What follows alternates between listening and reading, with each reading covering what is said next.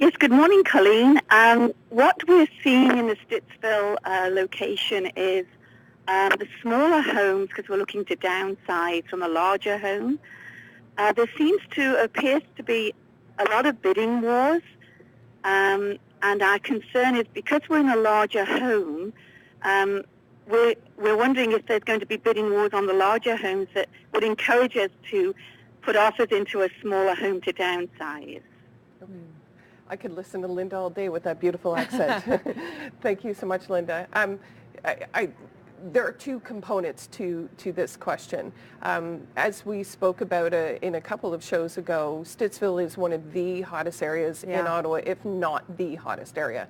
So Linda definitely has that in her back pocket. Also, if Linda doesn't have a mortgage, then my headspace would be to Linda would absolutely be, we're going to find you something first before we sell. Okay.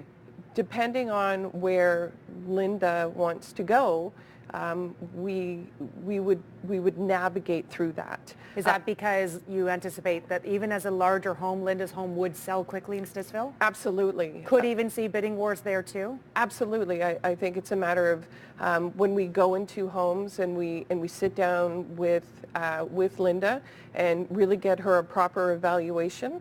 The fact is, depending on if she's above 7 or under 7, then we create a plan. So I think it's a matter of Linda definitely sitting down with your realtor and going through the process. Where does she want to go? If she's looking at, she mentioned she wants to downsize, yet she might be looking for a bungalow, and whether it's detached or an adult lifestyle or something out of town. We have to figure that one out to find out what she's looking for. Is that harder to find than selling her home? Okay. So, but definitely, I strongly encourage Linda to reach out to any member of my team or her realtor that she knows, so that she knows the value of her home, because right now it might be at its highest. Okay. Thank you very much for the call, Linda. I hope that answers your question. Let's talk about moving rural. If you want to buy in a rural area, and there's a lot of things that can go into this. There's 3 inspections that are often required? Absolutely. So with rural, I think you need to get your headspace on correctly. So everybody loves the idea. So whether, and there's 2 components, whether you're living country or acreages, or whether we're looking at waterfront, there are different things to consider. Okay. But I want, when I talk to people who are looking at rural, I want to sit down with them and saying, what does your life look like? Because I myself live rural, and having even a Team Canada player, the fact was there was a lot of driving, but I was okay with it. Yeah. And some people just have to wrap their head around that. Okay. And then when you look at rural, what's your game plan?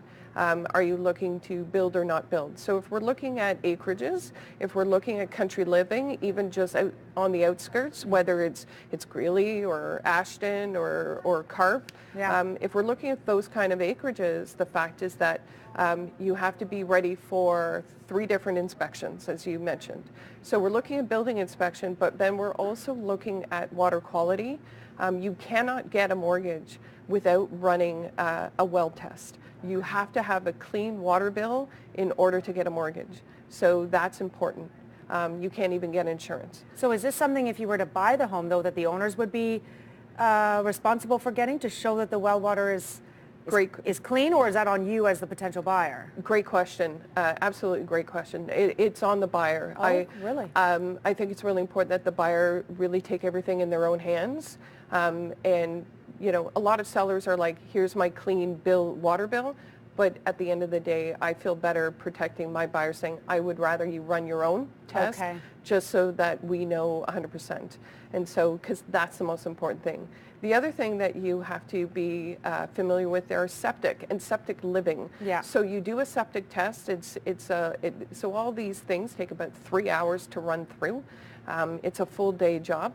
Yet at the same time, the fact is that septic living is a little different than living on a sewer. Okay. So I have those conversations a lot, sit down with the family and going, okay, there's no laundry day. Okay. You know, there's no powder. So it's not a harder living, it's just a different living. So you have to be prepared for that. Okay, and probably best to find yourself a realtor who knows a lot about rural living who can help you navigate through all of that. Absolutely. Before just going ahead and buying. I can't stress enough that you need to work with a realtor who understands these components, who understands what it means to be on oil or propane, and as well know the areas. There are still certain areas in the outskirts of Ottawa who have water issues. And so, again, really, it always goes back to being comfortable with who you're working with and having all those questions and ask deep questions. Okay, Colleen, thank you. Stick around. Colleen is going to be back after this as we take a quick break. If you have any questions for her, 789-6559, extension